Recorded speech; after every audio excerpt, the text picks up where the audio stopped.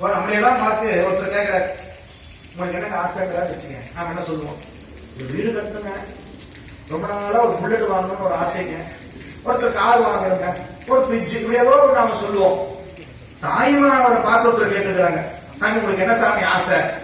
ஒரே ஒரு ஆசை தான் ஆகுது, எனக்கு ஒரே ஒரு ஆசை தாங்க. என்ன சாமி உங்களுக்கு ஆசை சொல்லுங்க, நான் நிறைவேற்றிருக்கேன் அப்படின்னு அப்படி சொன்னாராமா. கொல்லா விரதம் புகழயம் எல்லாம் உங்க எல்லாருக்கும் சொல்வதை என் இச்சை வராதாங்க. குடால் சாப்பிடாதீங்க எல்லாருக்கும் சொல்லணுங்கிறதாங்க என்னோட ஆசை. ஏன் தெரியுமா ஆசைப்பட்டாரு? சொன்னா யாரு கேட்பா? உன் வேலையை பார்த்து நிற்போம், உன் வாயா என் வாய் என் வயிறு, நான் எதை வேணா தின்பேன், அதெல்லாம் உனக்கு உரிமை இல்லைன்னு. அதனால ஆசையாக பண்றாரு தாய்மானவர். நான் என்ன பண்றேன், கொல்லா விரதம், அதுதான் விரதம் இல்லை. நீங்க நினைக்கிற மாதிரி 2 நாள் சாப்பிடாம இருக்கிறது, 3 நாள் சாப்பிடாம இருக்கிறது, 4வது நாள் ஒரு கட்டு கட்டுறது விரதம் இல்லப்பா. எது விரதம் தெரியுமா? பிற உயிர்களை கொல்லாமல் இருப்பதுதான் விரதம்.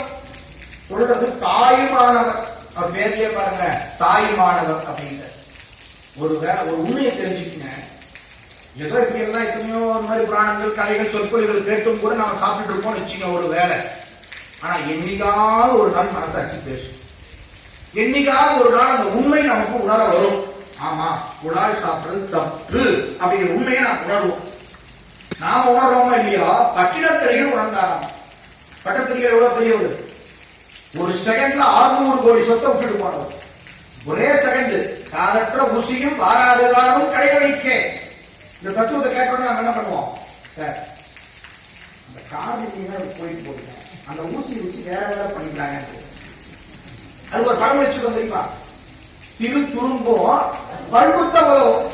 துரும்ப கூட வரமாட்டோம் நாம. அவர் 600 கோடி சொத்து விட்டு போயிட்டாராமா பட்டினத்திரிகை. அப்படிப்பட்ட பட்டத்தார் சொல்றாரு, நான் ஒரு காலத்தில் தப்பெல்லாம் பண்ணிருக்கேன், கொன்றேன் அநேக உயிரை, எல்லாம் கொன்று கொன்று பின்பு தின்றேன், அதுவன்றியும் தீங்கு செய்தேன், அது தீர்க்க என்றே நின்றேன் நின் சன்னதிக்கே, அதனால் குற்றம்